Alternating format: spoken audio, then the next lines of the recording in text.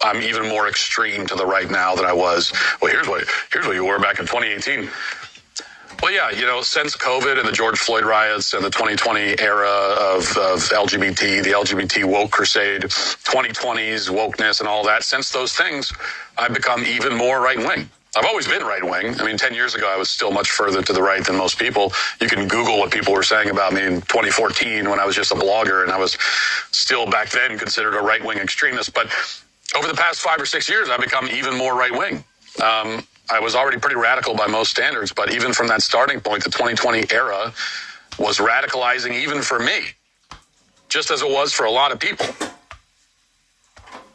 And the other thing, and this is really, as we finally, 50 minutes into it, I get to my real point, that the other thing that's happened over the past 5, 6, 7 years for me that can account for, if you've noticed, some shifts, wow, you're an even bigger right-wing lunatic now than you were back then, if you've kind of noticed that.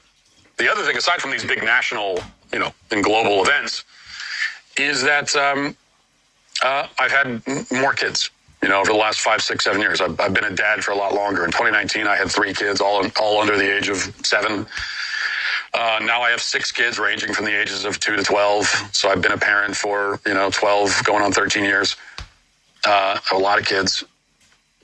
And that has radicalized me even more. I mean, try it sometime. Try being a conservative, then having like 6 kids and not turning into a militant right-wing radical.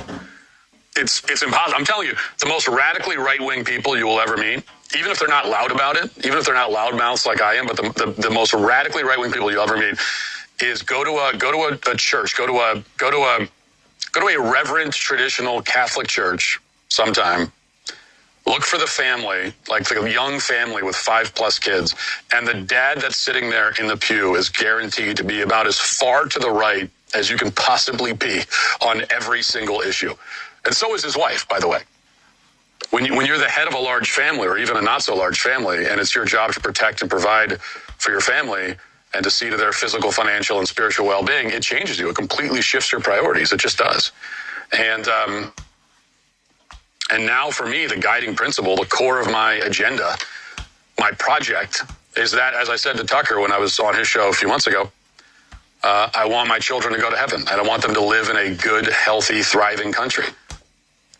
If I want to decide whether I support something or not, I ask myself, do I want my children to live in a country where this kind of thing is happening?